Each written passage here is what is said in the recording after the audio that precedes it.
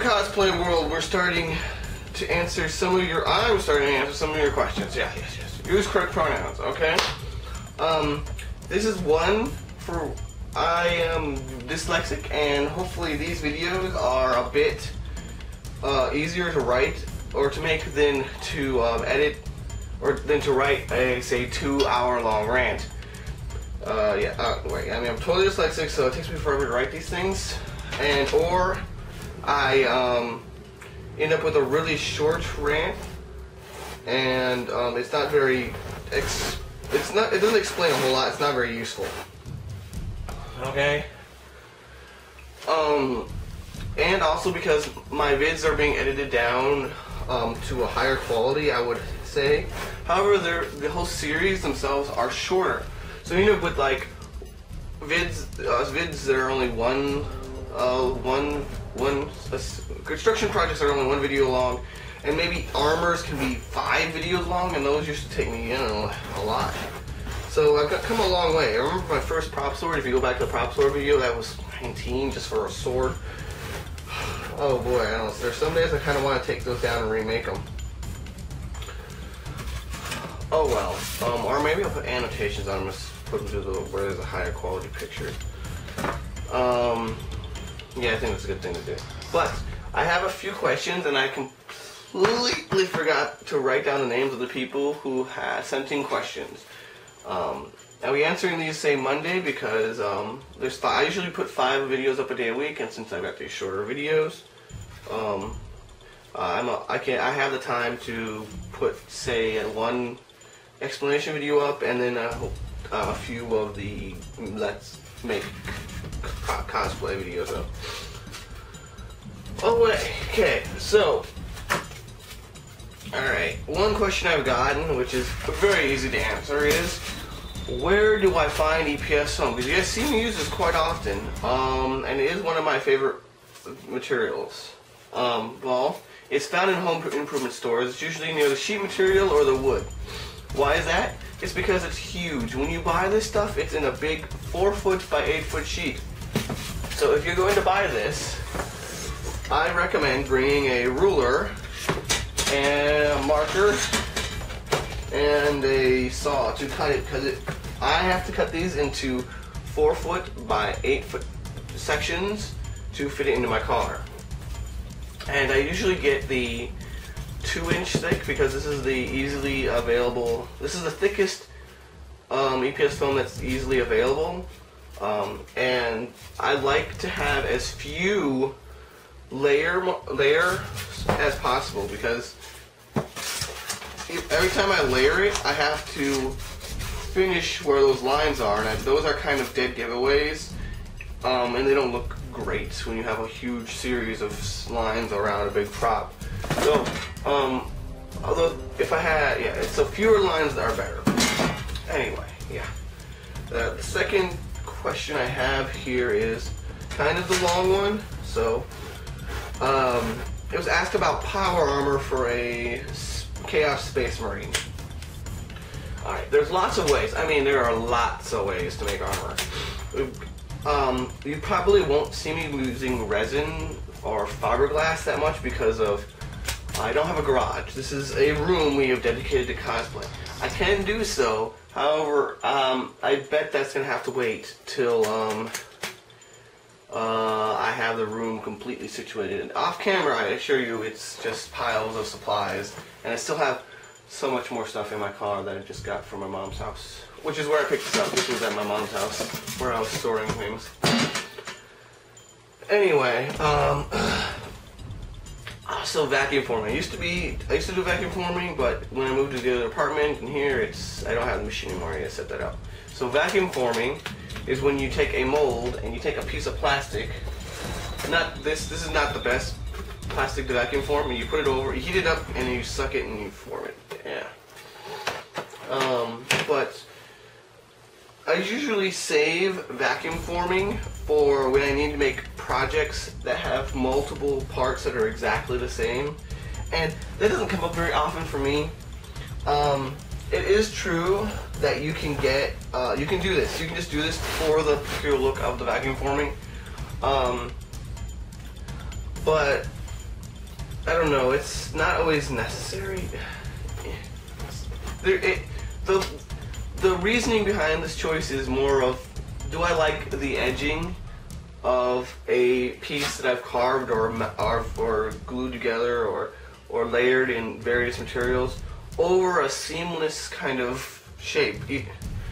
Sometimes I prefer that where there's bends and things for there to be a really hard edge, and you can't always get that with vacuum forming. So it's kind of a choice you have to make there too. Plus, a lot of the time I don't make projects more than once ever. So, well, I do. It's very rare for me to make a project more than once. But one thing you can do is you can make a mold, and then you can vacuum form that mold and make as many of that item as you'd like. No problem. So I don't do that really. I usually do one-offs. Everything I make is completely custom to each customer's taste. There's some kind of alteration or something different that they want made or put into their work. Oh well. So there is that. And those molds are usually made out of EPS foam anyway. So if I'm gonna make if I'm making one original, that's what it's supposed to be looking like, what it's supposed to be shaped like. I don't know. Unless I'm specifically asked to, I'm not gonna make a mold. I'm not gonna turn it into a mold and vacuum form it because that's more expensive. That's more time in it. The trade-offs are. There's something I would maybe do for myself, but it's if you have the original, I don't know why you want a copy of it. Yeah, that's kind of my logic there. Anyway, this EPS foam can be cut and sanded just with kind of any saw. It can be sanded with even a sanding sponge. You see, I have a rough side. This is about a 30 or a 40, and a smoother side. This is about a 60 or so. And even with the 60, I can sand and shape that pretty easily. There we go. Okay, now this is glued with 3M. This is the best. I have several cans of spray adhesive. I use them for like I use them for stuff. I paid money for it, so I use it for stuff that I don't really care too much about whether it's gonna be adhered very well. Not structurally important, and may have supports like screws and things like that will hold them. And yeah, sometimes for even temporary support while I'm putting in those heavy screws, or while I'm coating it in something, or other cases like that. Yeah, this insulation comes in pink and blue, in case you guys didn't realize it. But insulation 78 by 3M is the best spray. This is the best insulation. Actually, I should look into getting a liquid version of this, but the spray version is a very even coat. It's really easy to use. It's about $11 a can. It's kind of expensive for glue, but it can last me through 2, maybe 3 average projects. If it's on my projects, I might run through 3 cans. Because those big mechs, they will just eat. They will use up so much of the spray foam. Oh well. So this is rigid foam, okay? This is good for those heavy armors that are just ridiculously big, that you can't. If you made it out of, if you coated it, or made it out of plaster, if you made it out of clay, if you made it out of even fiberglass, really, it would be heavy. It would be so heavy. So you want to stick with foam, which is light material, and you don't necessarily need to even coat it very hard, okay, or very thick. You can repair these things super easy. It's as easy as putting, even if it's a huge dent, you can stick a piece of foam right into a huge hole. I've done this. Cut the extra off and sand it down and fill in the gap. This stuff. It takes pretty easily to repair. If you do this if you try to repair fiberglass, you have to kind of do it over again. But this stuff you can repair it on the fly, no problem. There's maybe some scenarios where that's not possible. Okay, there's probably a lot of scenarios where it's not possible. But to minor dings and bumps, you can fix those up, no problem, no problem. So that's why I stick with the EPS foam. I usually only wear my costumes once or twice, and I throw them away. So they definitely. And I will, at conventions, I will absolutely, since I don't really intend to wear them for, like, I'll just run into corners, run at walls. I'll go up and down stairs, I don't care. I will treat my costume so harshly. And it stands up. It's remarkably dense. However, I do recommend reinforcing it with skewers and wood and things like that over large areas, just if they're under strain and things like that. Because these can't bear screws. Same with EVA foam. You can't bear screws. You have to kind of mount it to some other material, glue it to some other material, and have that harder material bear the weight of, say, joints and screws and harder things like that. Well, so here we have EPS foam. Both of these are EPS foam here. These are known as foamies, and and you can buy these at craft stores. This is about a 1/4 inch thick here, and this is about maybe 1/2 inch. Maybe 1/2 inch thick. Now these can be cut with scissors, no problem. And it is glued with. You need a non-acidic. You still need a non-acidic glue because this is a denser foam. It's more resistant to those kinds of heavy glues, but it will damage them. You can kind of get away with it, but I can make no guarantees when you use those acidic glues. So what I recommend here is a Foam-tastic. There are probably other brands of foam glue that may work better, but this is what I found that works for me. And it'll work cross foam. So what I can do is I can glue EPS foam to EVA foam, and it will stick. And it'll stick to upholstery foam. Upholstery foam is like the green foam. I'll be right back 1 second. There's some behind the. Here we go. This is upholstery foam. Here we go. This is upholstery foam. So I can glue all of these together, no problem, and they won't eat the foam. And this is what you see for the space armor. This is great for flexible joints. Now these are what I stick to as far as foams are concerned. I use this for the big, bulky, rigid armor. I use this for the more flexible armor, as well as this, of course, too. Sometimes I can manage to get some screws to hold. I'll put washers on them to kind of disperse the weight, or if you just put a regular screw in, it'll just rip right through. But if you put a nice big washer on the end of the screw, it'll hold it a little better. It will still rip through under extreme problem. Yeah, it's not guaranteed to hold it 100% of the time. You probably want to put a lot of. The stuff is not wood. It will not hold screws like wood. Same thing with this stuff. I usually use it just for joints and inner pieces of armor that need to be covered up.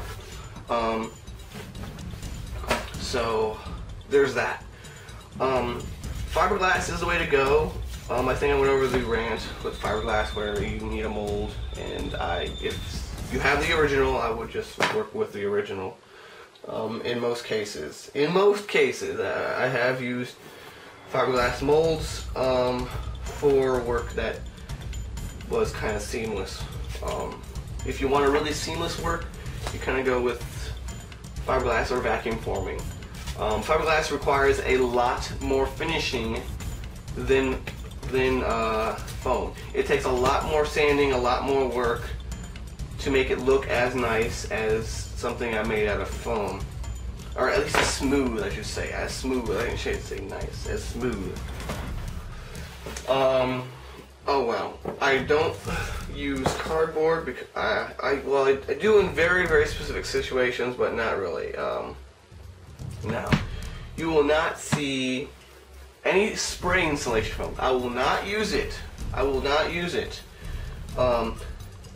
Okay, wait. There's very specific. The only time I've ever used spray insulation foam is to fill a vacuum formed cavity. So I'll make a mold, I'll vacuum form my prop, and then I'll fill that cavity with the spray foam. But it's the most expensive foam I can find. Like a whole sheet of this 2 thick inch stuff that's 8 foot by 4 foot is about $26 right now American. And we're, at least right now when I'm shooting this video, I don't guarantee the price of it wherever your region is and all that good stuff, but that's about how much I paid for it.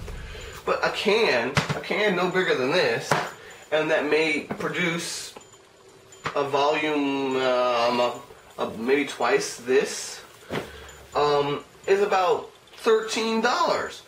And no. If I'm working on a big project and I gotta layer it, I'm definitely going with this. It's so much cheaper, and it's a lot nicer on the inside. Those spray foams, those spray foams, I cannot emphasize this enough, have huge, massive cavities in them. So I don't use them. I would have to put so much plaster of Paris, I would need so much filler to fill those holes that would completely counteract the fact that I want something light. It would be half full of plaster of Paris. It's just heavy. So I don't use it. And all that work to finish it, to make it look nice, what's the point? I could just buy this. It's so much easier. So much easier, guys. Don't buy spray foam. Don't don't do it. Don't do it to do those kind of molds. It's so expensive. Okay. And you can see that this has open cells. That is, these are closed cell. These are smooth on the outside. These are open cells. These are rough on the outside, okay? That's basically what you get with the insulation foam, is these open cells. And they're everywhere, and they're huge, and you have to fill them, and it's just totally not worth it. Don't use it. In fact, when I use molds, the smarter thing to do is, if you are working on the scale, if you're working on a larger scale, you want to get a 2-part closed cell mold foam. So what you'll do is, instead of the spray foam, which is really expensive, you get like a gallon or 2 of this mold for like of this foam 2-part thing. You'll get 2 parts of foam, and you'll mix them together inside your cavity, and it'll fill up the cavity perfectly. If you get the good stuff, you can even pull off the plastic outer container with mold release, and it'll have a closed face. So that's why I recommend the closed cell mold, because when you buy those things, I guess as cosplayers, we don't really use a gallon or 2 of this stuff because it'll make a lot of foam. So I chose the closed cell because I can either use it to fill a cavity and no one will be the wiser as to what kind of foams are in there, or if I choose, I can use it as the main structure of a prop when I pull the mold away. Right. So it's say $5 more for the option to go either way with that. And for me, it's totally worth it to have something I will use more often, and with more practice you always get better at these things. So that's my reasoning. You can get open cell 2-part mold foam, 2-part foam mixing bits, but I prefer that if I do a 2-part foam, I like the closed cell kind. Oh wow. So for armor, I personally choose EPS foam for the rigid parts and EVA foam for the flexible parts. Getting them together and making them work well together is a case-by-case basis. So you can use glue, you can use screws with washers, and use other materials to transition between them, like say Wonderflex. Wonderflex is wonderful at transitioning from foam to another foam. It's because it sticks and it's flexible. And you can also put screws into them to a lesser degree, but you can. Again, the washers will be nice. And then you can use say harder materials like plastics or woods to help you transition from one foam to another. EPS foam will glue these two foams together, but you need surface area, and it's not as good as this. This is a thicker kind of glue. It works better for gluing these kinds of foams together. Oh well. There are many ways to go about making armor. I hope you enjoyed my perspective on these. I guess I'm pretty sure this is a long rant, and I'm gonna let you guys go. Thanks for watching. Good times to all.